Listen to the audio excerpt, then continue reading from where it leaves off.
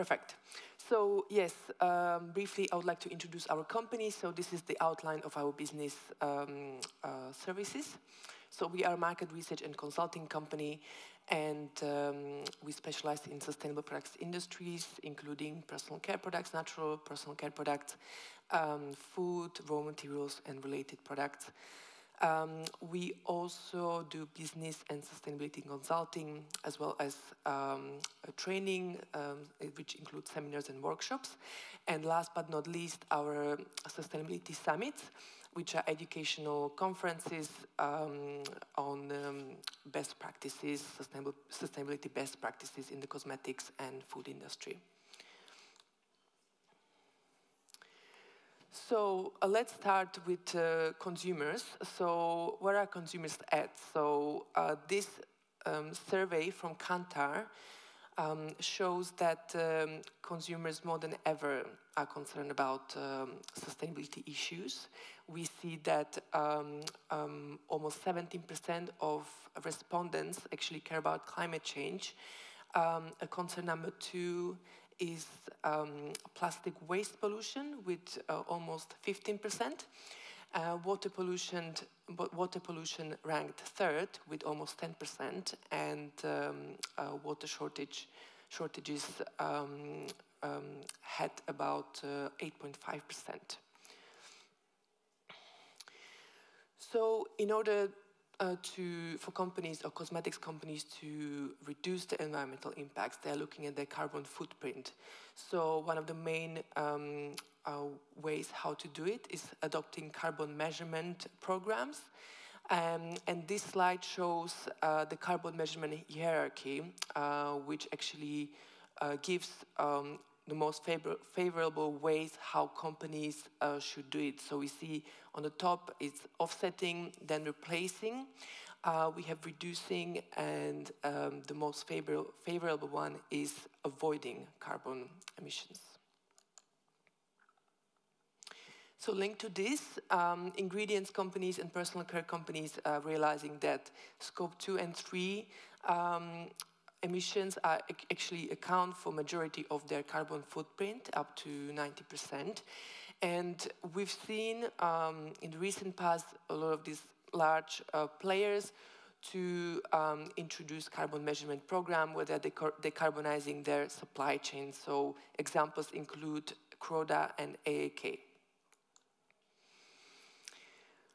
Some companies go further, and they are getting carbon or climate neutral certifications. So here are some examples of some more common labels. And examples include UK company Bulldog, which got certified climate neutral in 2021, as well as Seed Phytonutrients, which is an American brand that actually belongs to L'Oreal, that also got certified climate neutral in 2021. We also see new technologies that are addressing this issue of greenhouse gases. American company LanzaTech actually captures carbon from the atmosphere, and it turns it into ethanol, which is a starting point for various cosmetics ingredients and packaging materials. And here we have examples of companies that are actually utilizing this kind of ingredients. So Coty actually started using carbon capture molecules in their fragrances in 2022. We have American company Clean O2 that actually uses carbon captured molecules to manufacture their soaps. And on the bottom, we see picture of packaging from L'Oreal that actually uses carbon captured molecules as a feedstock for the polymers that's used in the packaging. Biodiversity loss. So that's also one of the leading issues that the industry is facing. This chart from Living Planet Index actually shows that between 1970 and 2012, we've seen a loss of all animals, birds, fish, and reptiles of 60%. And some argue that by 2022, it was already 70%. So clearly this is a pressing issue that the industry will have to, or is addressing at some point. So after the COP15 summit, a deal was struck. 195 countries actually pledged to protect and reverse the biodiversity loss, and which includes protection of about 30% of land and 30% of water by 2030.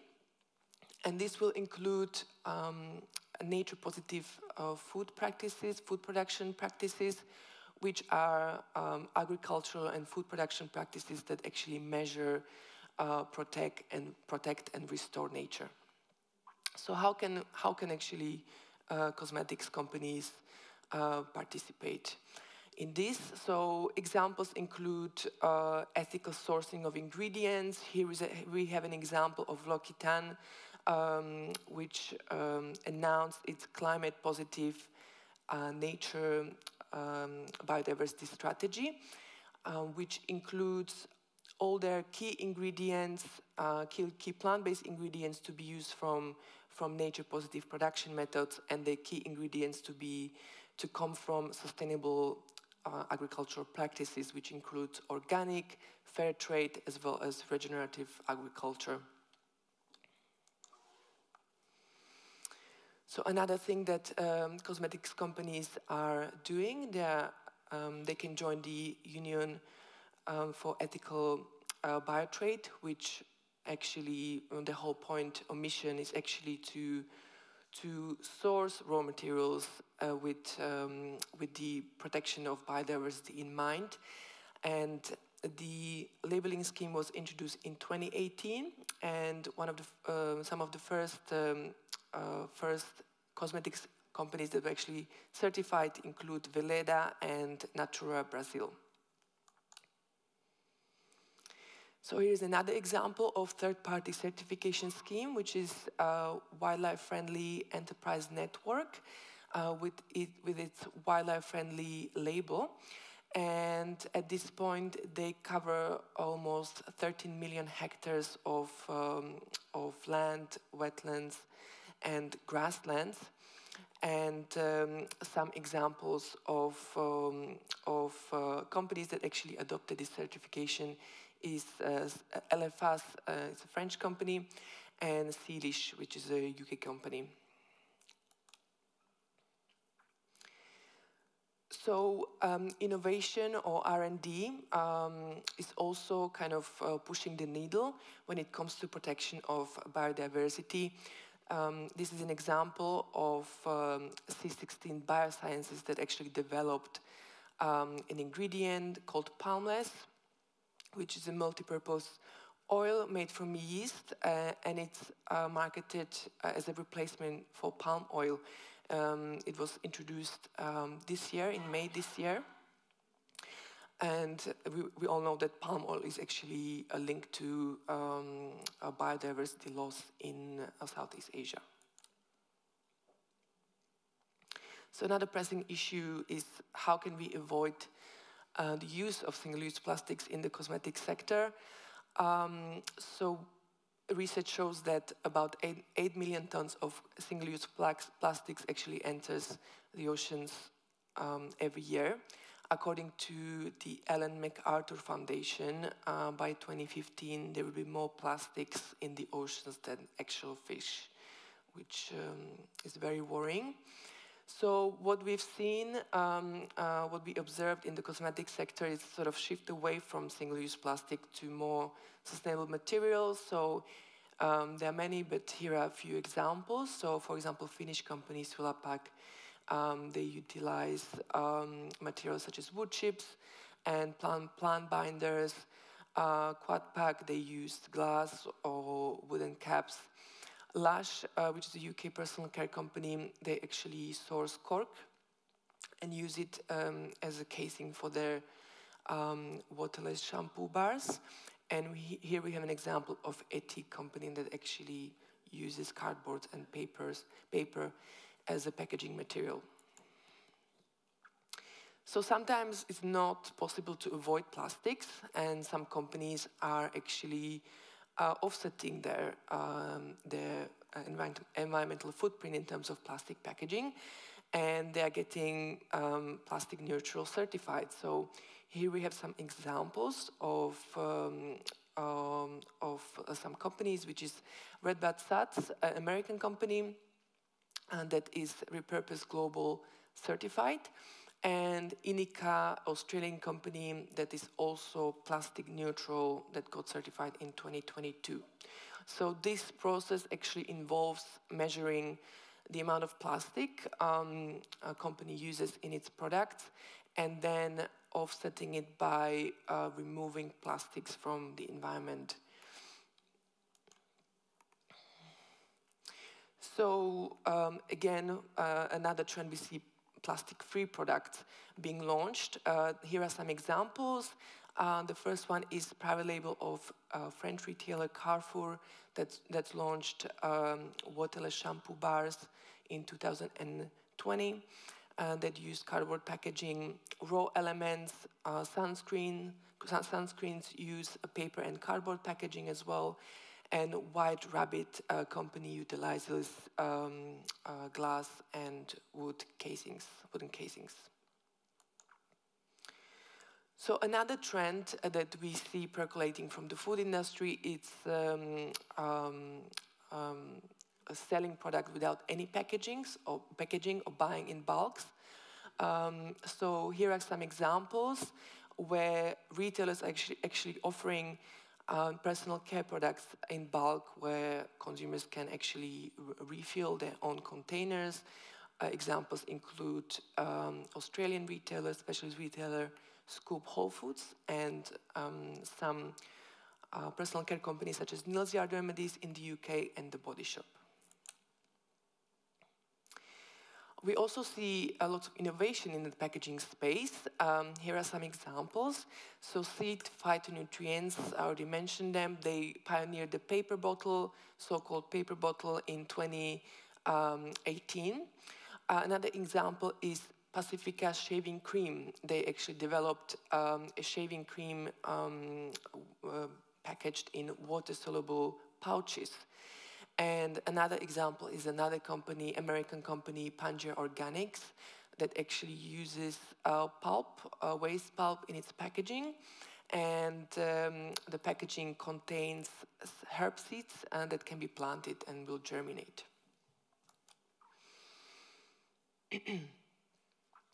So we'll see one of the major shifts that we see is actually the move towards circular economy, away from the linear model, where nutrients and products actually enter waste streams, whereas the shift is more towards the circular model, where products and nutrients can be repurposed or can be used in other processes as ingredients. So the best example for this is are upcycled ingredients that are increasingly used in the cosmetic space. Some ingredients companies that actually are utilizing this model include Coffee Resurrect, which is actually an Ethiopian company that uses spent coffee grounds from the coffee industry in Ethiopia, and they actually produce actives, functional cosmetics actives. The Upcycled Beauty company is a UK ingredients company that focuses solely on upcycled ingredients. And Cosm Beet company actually uses waste streams from the sugar industry and uses it to produce various ingredients. So usually what we see is upcycled, or ingredients being upcycled from food industry. However, what we've also observed are ingredients, upcycled ingredients, they come from different supply chains other than food supply chains. So 2 examples are Finnish company Innomost. They actually use waste bark from the wood industry in Finland, and they use extract, birch bark extracts that can be used in the cosmetics industry. And Czech company Navigate, they actually use spent cooking oil and use it to produce biopolymers that can be used as a replacement for microbeads. So here are some companies, finished products, personal care companies that use cosmetics ingredients. Hero Right is a Taiwanese company that's been using upcycled ingredients since early 2000s. They used spent coffee grounds, goji berry roots, as well as spent grains. Dr. Kraft is a UK company that actually uses a pulp from a blackcurrant drink production to manufacture natural hair dyes. And Upcircle company is a cosmetics company that the whole ethos is about producing personal care products from upcycled ingredients.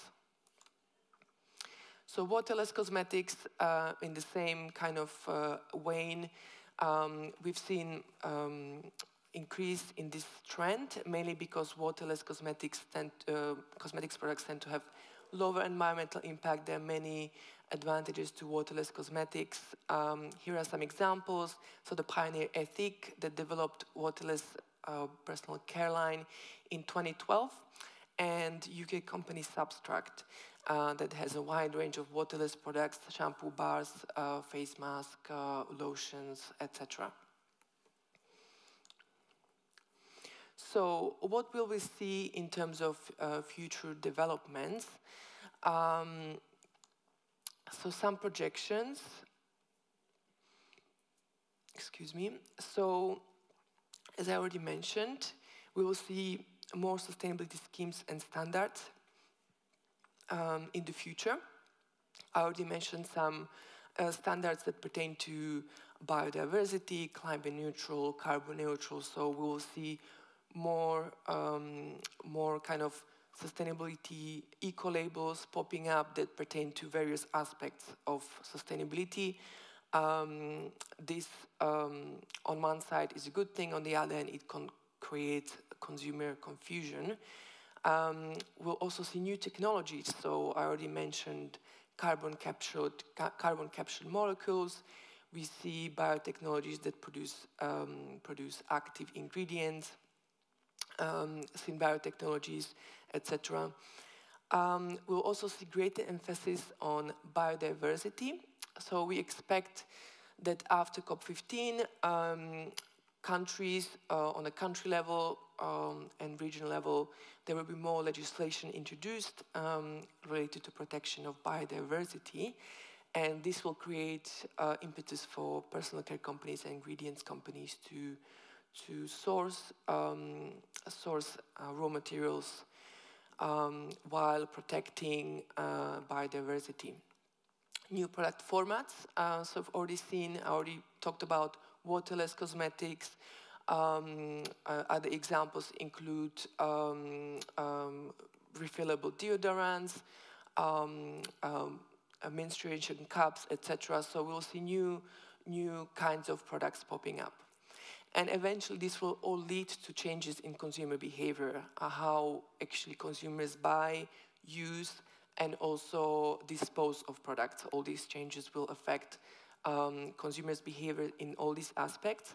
And cosmetics companies will actually have to adapt to that.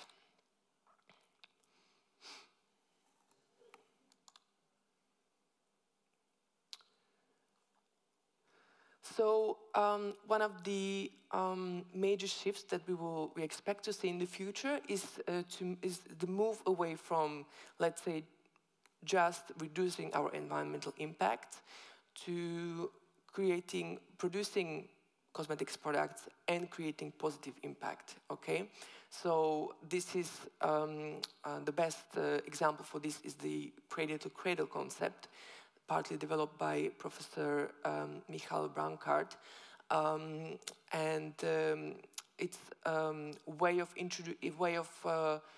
producing or designing products so that they can have endless cycles. And this applies to both packaging and the formulation of products. They are redesigned for circularity. Here are some examples of personal care companies that are already cradle-to-cradle certified. So we see Garnier Skin Active, which is one of the first, let's say, mainstream kind of brands that received cradle-to-cradle certification. And on the bottom, we also have a Beauty Kitchen, which is a Scottish brand that also received the cradle-to-cradle certification in the recent years. So reforestation is a concept that is already kind of quite established in the packaging sector. The FSC and PEFC labels are quite established there as well. So what we've also noticed in the cosmetic sector is the concept of reforestation, using or sourcing raw materials while actually restoring the forest. An example here is Dutch startup Forestwise. They are based in Indonesia, in Borneo rainforest, and they market themselves as a deforestation-free company that actually wild harvest raw materials from the rainforest in Borneo while supporting the indigenous communities there. And some of these raw materials, such as ILP butter, they have similar kind of functionality as palm oil.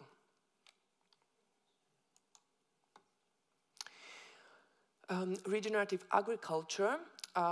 So this kind of movement has gaining momentum in the food sector, and the regenerative organic certification was introduced in 2018, and it's considered organic plus because it restores the soil, plus it has a social aspect as well.